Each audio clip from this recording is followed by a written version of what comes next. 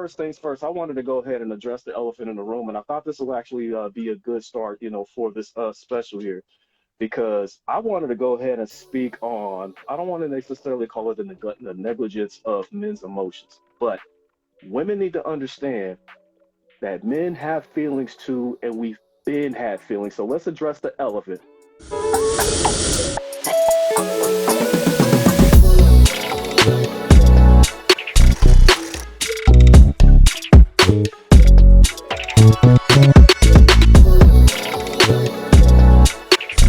Probably already heard about Devon Franklin. Devon Franklin going through his divorce with Megan Good.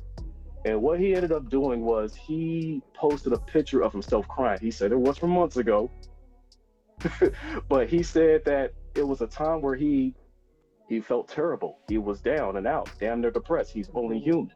And people came at him, in those comments and shredded him. He had to turn him crying. off. Yes, crying in public and, crying to the public and yada, yada, yada, yada. Yeah. So the lady said they want a man who's sensitive. They want a man who expresses his emotions. But the moment a pastor from out here, actually, Oakland, from a pastor who ended up expressing himself, he got a jab. He got a jab hard from the public and everything. So, first, you're new to the show, Yonci, so I'm going to go ahead and hand the mic over to you. You actually, not too long ago, had a conversation with another brother where you were pretty much talking about why most men do not even open up anymore, because they will actually use this as a weapon against you. Like the time you opened up, the time you showed that you actually had a heart. Probably ended up saying something that they were supposed to confide in, but when shit hits the fan, when things hit the fan, look what happened. They ended up using that against them to bring that man down. So, Yonci, it's 2022. Should men, is it even a problem? Should they now hold off when it comes to opening up now? So I think that all men are responsible to see who they're dealing with first and foremost, because my biggest thing is accountability. So a woman, she's designed to be open and she's designed to receive. However, it's on her to use discernment to see if the man is worthy. Because for one person, me opening up to you means giving you the world. We can create a family. We can do this. To someone else, if I'm not responsible in my discernment, I can open up to the wrong person. And now I have an attachment to somebody who is negative, bringing me down. Now I'm creating a baby by myself. So it's the same action, but it's about discerning who is deserving or not deserving of that action. So I would say from a man, I wouldn't say it's a matter of showing emotion or not showing emotion. Everybody should be able to show emotion. Right. But your emotions that are so precious, you need to discern whether or not that woman is capable of honoring your emotions.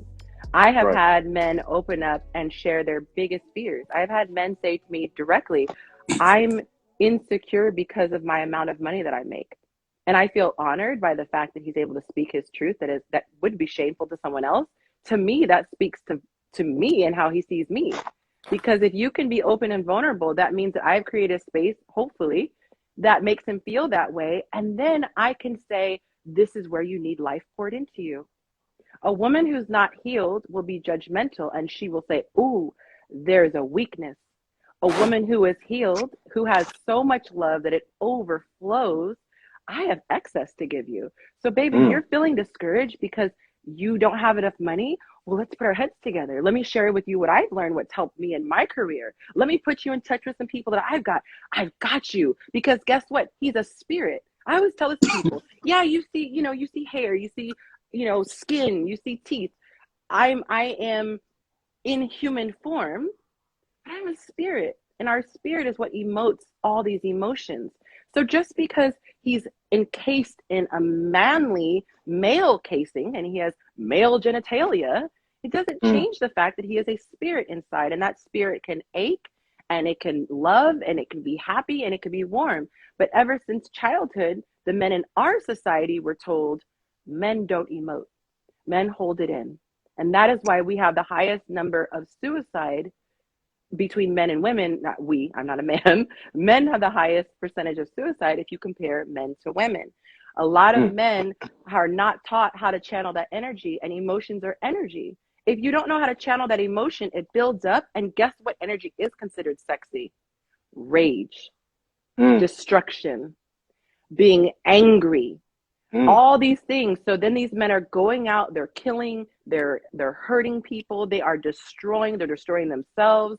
They are then using it for sex. They're saying, I don't feel good, so let me go out and have sex. Maybe that will satisfy. I'm going to shut up because I can go on and on and on. At the end of the day, King, if you're listening, emoting and emote in a space that is proven to be safe. You're a dad. You're a black dad, just like myself. Mom is present.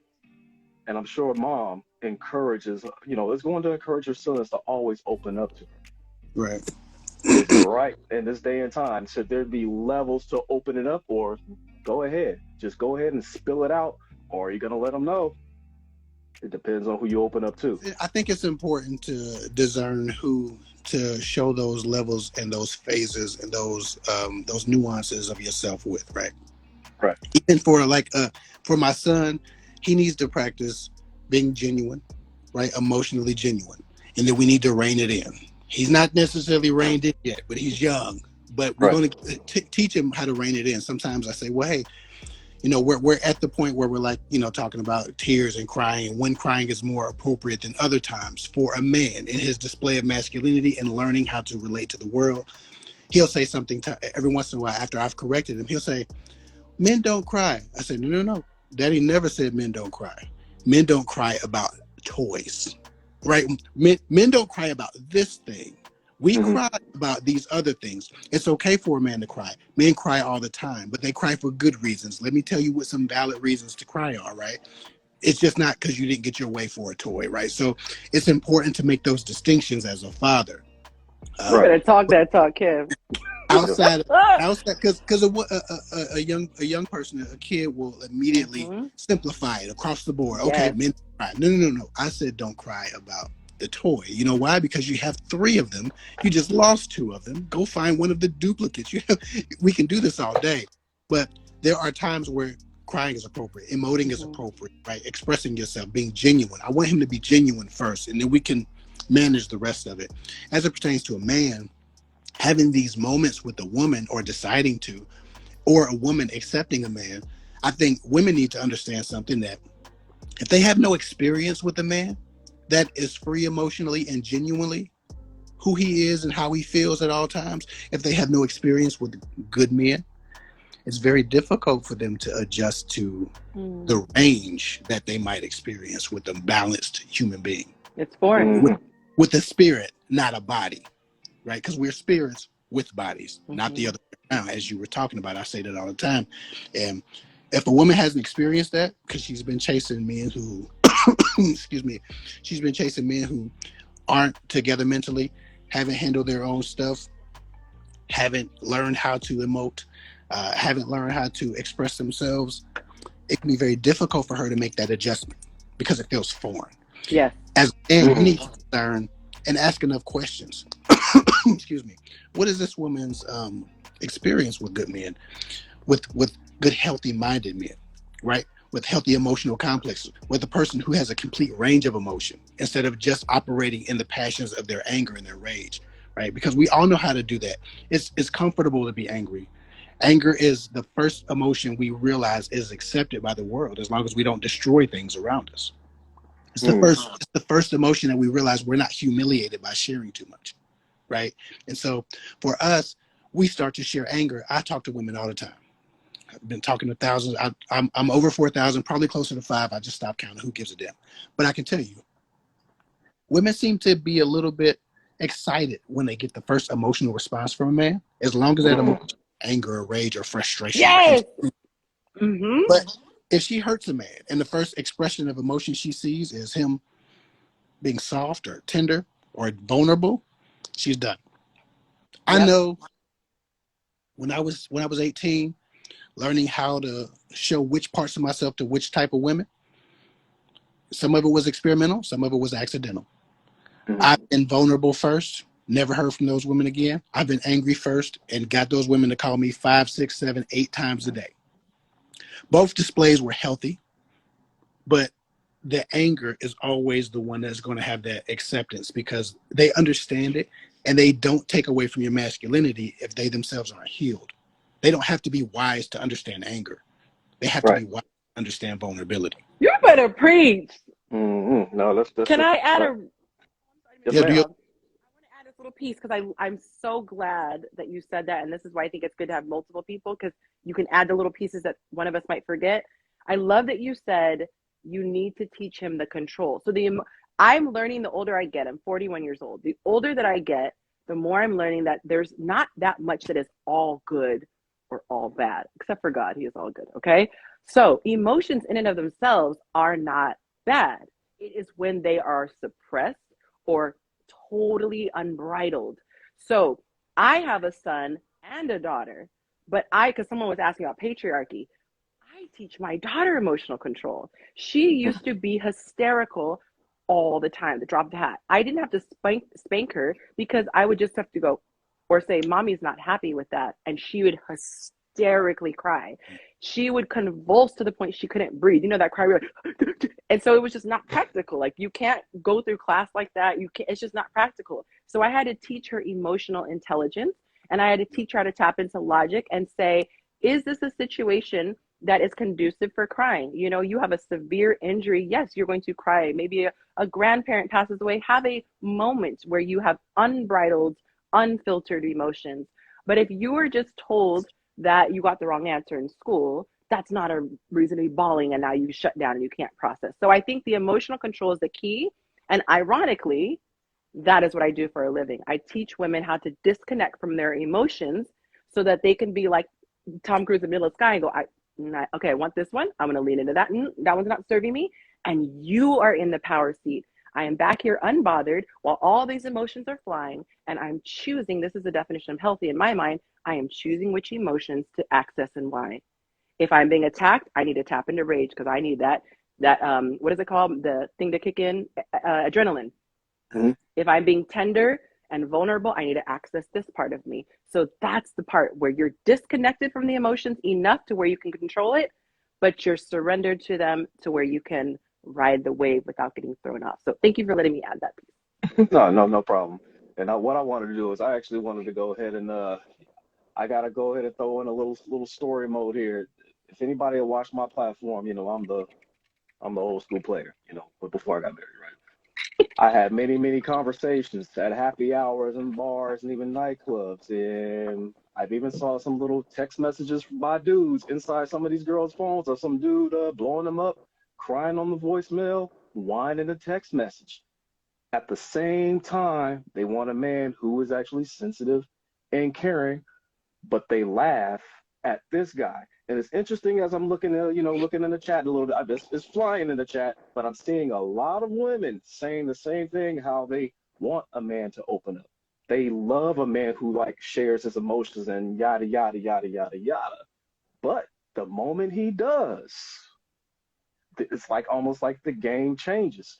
So I want to go ahead and ask you guys, as you guys as coaches, Kev, back to you as a coach, how many times have you pretty much had a dialogue, with a woman, in your coaching session, and she tries to express how much toxicity was going in a relationship, but how often does she mention not listening to that man? Or did you even probe and just be like, was there anything that important that he just desired that you just not give him?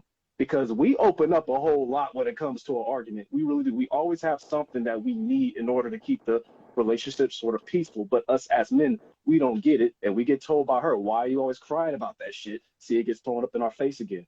But has there ever been a time where you're just like, yo, what did this man desire? And did you listen? Most of the time, because you're getting the hysterical party, you're getting the hurt party, you're getting the motivated, passionate party of this side of the conversation, right?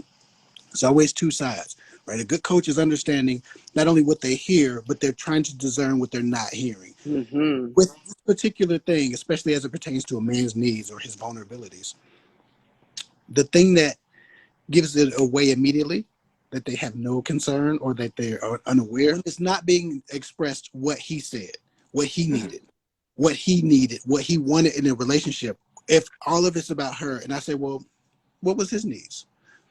The basics, like additional and a lack of introspection and a lack of empathy immediately tells me she has no concern for his vulnerabilities at all, right? And most of the time, they spend. I'll let when we get on the phone, I'll let a person talk. Some people talk for 5 minutes, some people talk for 45.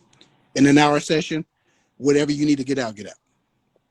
I work with what's left, and I'm pretty efficient. What happens is they talk for 30 minutes about everything that's wrong with them.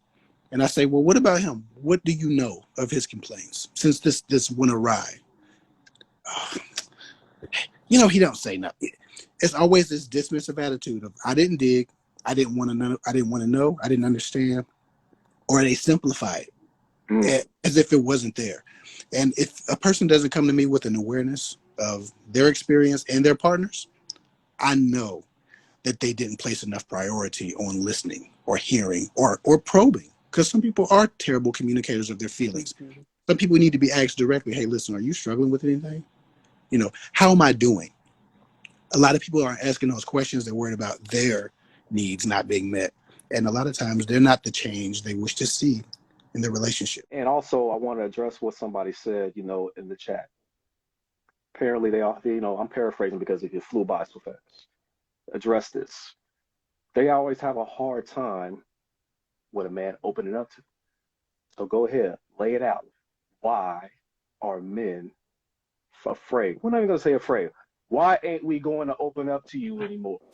Well, I actually did a video, shameless plug, of actually all the reasons why men don't open up, but I'll give you a couple off the top of my head. So typically a man will consciously or subconsciously put his toe in the water. Like when we go to a swimming pool, those of us who actually get in the water, we stick our toe in because we just want to gauge how we're going to get in, but we just want to stick our toe in and kind of see how warm or cold it is. We just kind of mentally prepare. So a man will subconsciously or consciously emote just a little bit. I'm going to give you a little sampling. And what you do with that is indicative of what he's going to give you in the future. So if I open up and I give you a little bit, and you bash me and trash me and bring it up later and throw it in my face, please believe that box is sealed forever. It's going to take an act of God to open it. So you might have already done that. The other thing is, I'm trying to go off of memory. The other thing is he might have heard you in your discussion with someone else, i.e. pastor who posted, man, would you look at this fool? I wish my man would post himself crying. So you didn't say it to him, but he said, noted. That behavior is unacceptable. Noted. You just might not be a good listener. Maybe your eye contact is trash. Like you're not engaging. So you're checking the list. Well, Kev, how are you doing today? Okay, and I'm going to do something else. Because I can do that in friendships too. How are you doing? Okay. I'm not actually giving you nonverbal and verbal clues that say I'm tapped in. We're here, really open up. This is a safe space. So that's also important. You might not even ask. Some people are so shocked. Like, I'm not trying to brag on myself, but I've worked really hard to get to where I am. So when I engage with men, they're usually like, and I'm like, this is basic stuff. Why is your hair blown back? And it's because most women are so self-absorbed, which is why I wrote the book First Date 101, plug shamelessly. But that's the top thing that I got from men when I interviewed all these men. They said it's princess syndrome. The world revolves around them. So maybe you weren't mean about it. Maybe you weren't dismissive. Maybe you just didn't even ask because you forgot that he is also orbiting this universe with you. So those are the top things that I can think of in my mind. I've observed things like I was always one to study people before I decided what they would be to me. I'm just an observant person. I overthink everything. I can't just think in simple terms. I see the big picture and I see the minutia. And so I'm stuck in that level of, awareness. But I can tell you that one thing I've noticed, and I always looked for in women to tell me if they were emotionally safe, or if the so-called friends that they had were emotionally safe with them. If when they got the juice, they couldn't wait to come to me and spill it. they couldn't wait to go over here and spill it, or when they fell out with those same girls, what's the first thing they used against those girls? Mm. Did they seek retribution? Did they use what they knew against those women because they had the ammo? Or did they remain a friend and just keep a distance? I'm the type of guy, Reece, black man, I love you. I don't give a damn what you do to me. I'm not going to go say nothing about you. I don't want to change the way people think about you. I don't want to change the way people feel about you or how they perceive you, because you are doing a job for these people. You might affect them differently than you affected me if we fell out and we had problems, right? I would never use anything you told me in confidence against you. Women handling women culturally, if we're looking at, we're looking at the lowest common denominator. The women that we're speaking about who caused us the suspicious and the raised eyebrow, these women can't wait to eat each other alive when they get some juice. Everybody's better hugging, eating ice cream together when some tragedy strikes until they get into it. Then she's telling everybody what was said over that bucket of ice cream, right? That bitch thinks she got me. Let me tell you something. When we was over there, she said, da, da, da, da, da. Now, I'm your man, or I'm the guy you like. I'm just observing you. I'm listening to you break all of these and burn all these bridges and perform these betrayals of magnanimous proportions. I'm not telling you a damn thing. I can't trust you, and I'm not vulnerable with you. Ooh. Right? I see women who not only do that, but again, you say put your toe in the water. A man will trust a woman with a moment, and if she doesn't actually show any care or any concern, any empathy, information to her, and she doesn't actually receive it as vulnerability, and she misses those moments too often, he's just testing how much he can give you anyway. Most men who have chosen to love women, chosen to do right by them, have been disappointed, have been abandoned, have been hurt, have been rejected, have been given a false sense of security, have been through a lot of things with women. I was having this conversation with my wife just today. I said, to be honest, I would like to think I'm more evolved in this, but my capacity to love seems to shrink with every disappointment. By love, I mean not I can't love you, but to give, to pour into. Yeah, my capacity to pour in all of me, right? Not quarantine and compartmentalize the parts of me that, but my capacity and my ability, my bandwidth to give it all shrinks with every disappointment. Not with her, but like relationship failure after relationship failure. So women need to understand that these young men and older men have been in failed relationships, have trusted women and been betrayed.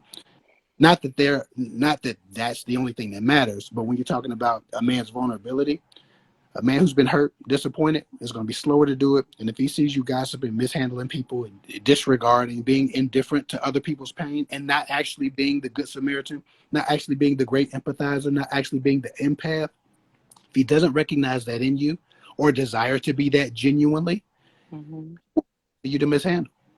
He'll love you as much as it takes to keep that thing away from you that he holds dear, which is usually his vulnerability, his biggest fears, his anxiety, and what scares him about you. I used to coach just in general. Like if you have a dating or relationship problem, I'll coach you. Now I've moved into emotional intelligence, so we don't talk about the guy because it's irrelevant. No shade, I'm just saying because we're trying to detach. But I do have a client, and she was early on, and so we were working through this. She wanted to get rid of some of her masculine energy, and she's so precious, and she's my favorite type of client because she is vulnerable with me, and she's very open to constructive criticism, which is your ideal client, like not the person who's just like, no, I'm right and you can keep talking. She really wants to learn, but it's precious because it shows me into the mind of a person who has this energy, right? So she had a situation, and she has the sweetest guy from what she's told me. Like he sounds like a doll. And there was a moment where he was vulnerable with her, and to her, it sounded like a bitch ass man, okay? Like, and as she's saying it to me, like, girl, you believe this BS? She's talking to me, and y'all think I get crazy on my page. You should see me in coaching, okay? I said, little sis, come here. Come here. I said, the way you talking to me about this man, I know your energy came out like, you got to be effing lying, right? I said, because how do you see him? Well, yeah, I see him like up, right? And I said, why is that? And we really unpacked it. And she said, because I feel like he's being overreactive. I said, do you know how many women would die to have a man who was bothered by the fact he didn't get a chance to talk to you all day? So everything in her mind, it was twisted in a negative way, like he's whining and complaining. And I was able to introduce a new lens, which is what coaching is. It's just shifting the mindset.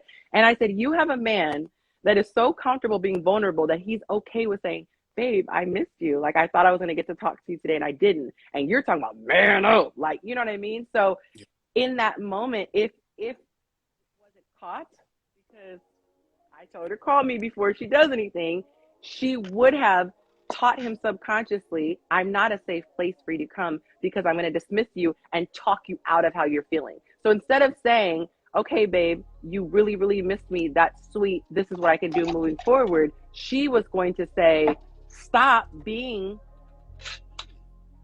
telling me what you need. Does that make sense? Right. So and that's love. That's his love. That's his active investment of love. And she's like, fuck all of that. Yeah. No, and she was like this because she didn't think of it that way. No, What? Hold up, because that y'all know I don't drink, and this shit right here just drove me to drink. I'm sorry, the whole cussing thing. I lasted long enough. All right, because I had to agree with somebody. I had to agree with somebody in the chat. Because for me, I did not even think that expressing, anticipation of seeing someone you miss or whatever. I didn't even consider that as vulnerable. Like, you just missed me. That's just like, I just genuinely missed your ass. It's like, hey, I missed you. Like, hey, you're expressing your spirit. Anytime you're expressing your spirit, something that someone cannot witness visibly, that's vulnerability. So if I say I'm really geeked out because Kev is on here, I can go ego and go, I ain't telling this man I like his stuff. I'm a content creator too. I want him to respect me and look at me like an equal. That's ego, right? I am not bothered by that. Therefore, I'm able to strip down to my spirit, and I'm going to let you, if you were in the spirit realm, you would have seen it. I wouldn't have to use my words, but because we're not in the spirit, you can't see it. So anytime someone pulls back and reveals their spirit on any degree, that's vulnerability. I wanted to go ahead and talk about if broken women, are, making it harder in the dating market for for men. So now we actually have the, women who are, who even know that they're broken because they're out, I don't want to say they're deliberately hurting men, but they're hurting themselves first, which is basically hurting the men. They're, the potential mate dates and things, they still have this hidden pain that they haven't even they had no way of pretty much rectifying it themselves yet, right? They're bleeding onto the men. Exactly. And then we have this red pill content that's out there letting you know, yeah, it's true. It's a numbers game, have an abundance mindset, and there's thousands of women out there. You don't have to throw on the cape for every woman. But there are just some guys, like you said, both of you guys said, who are vulnerable, but they cannot help have an S on their chest for this woman. So first, on the Kev, is it bad?